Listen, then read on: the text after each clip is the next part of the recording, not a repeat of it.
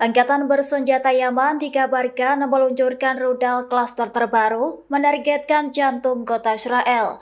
Rudal klaster ini diklaim sebagai senjata paling berbahaya tinggi, bahkan disebut menjadi petaka baru menimpa Tel Aviv. Dikutip dari yanetnews.com pada Senin 25 Agustus, serangan Houthi ini dilakukan sebagai respon keras setelah Israel menggempur istana presiden di Yaman. Sistem pertahanan udara Israel dilaporkan mendeteksi hancurnya hulu ledak rudal. Akibatnya 2 hingga 3 upaya intersepsi gagal menghentikan rudal tersebut. Sebagai informasi, rudal balistik cluster bukan hal baru di kawasan konflik Timur Tengah. Proksi Iran diketahui memiliki 3 jenis rudal balistik dengan hulu ledak klaster yang mampu menjangkau penjuru Israel. Setiap rudal membawa ratusan kilogram bahan peledak dan sekira 20 submunisi klaster kecil. Submunisi dilepaskan sekira 7 km di atas target dan tersebar hingga 8 km tanpa panduan presisi. Dampak rudal ini mirip roket pejuang Al-Qassam yang sebelumnya ditembakkan Hamas dari Gaza. Meski demikian, dahsyatnya rudal klaster ini mampu menimbulkan korban jiwa dan kerusakan parah.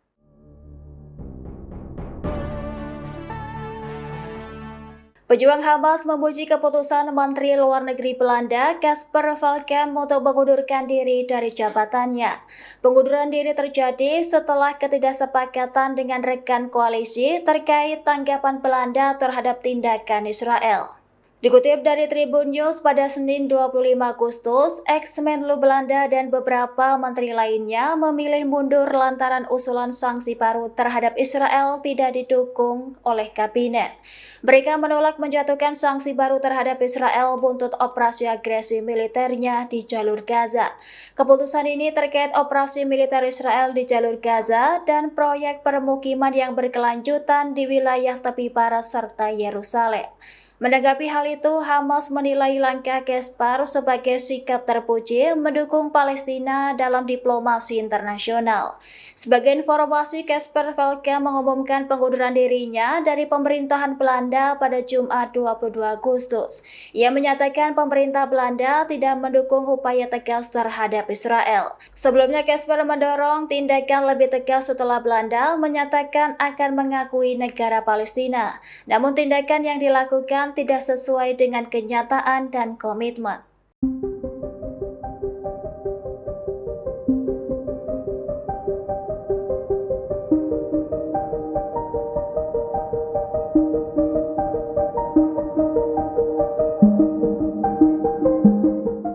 Seorang polisi Israel ditemukan tewas mengenaskan di dekat stasiun Sderot wilayah Ashkelon pada Minggu 24 Agustus 2025 malam.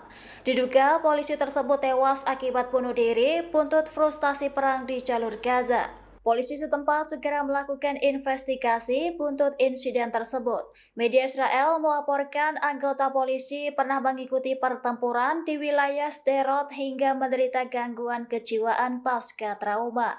Lantas, kematian ini menambah daftar bunuh diri dan tekanan mental di kalangan layanan keamanan Israel sejak awal perang. Sementara itu, organisasi dukungan psikologis melaporkan peningkatan permintaan bantuan terkait gangguan jiwa, kelelahan, hingga depresi. Sebelumnya, tentara Israel yang bertugas di jalur Gaza juga ditemukan tewas mengenaskan akibat dugaan bunuh diri. Di sisi lain, pasukan cadangan Israel mendesak perang di jalur Gaza segera dihentikan. Pasalnya saat ini banyak korban berjatuhan dari pihak Zionis. Mereka menyerukan keadilan demi keselamatan psikologis dalam menghadapi perang. Pejabat Houthi menegaskan serangan udara Israel di Yaman tidak akan menghentikan kelompok itu untuk tetap mendukung Gaza, meskipun harus membayar pengorbanan besar. Militer Israel mengakui telah membom ibu kota Yaman Sana pada Minggu 24 Agustus 2025. Mengutip dari Tribun News bahwa serangan itu menghantam fasilitas minyak, pembangkit listrik, serta istana presiden yang diklaim Israel berada di dalam kompleks militer. Sedikitnya 6 orang tewas dan 86 lainnya terluka akibat serangan tersebut. Israel menyebut pemboman dilakukan sebagai balasan atas serangan rudal hingga drone yang diluncurkan Houthi ke wilayahnya. Kelompok Houthi menyatakan kampanye serangan ke Israel bertujuan menekan Tel Aviv agar mengakhiri pengepungan dan operasi militernya di Gaza.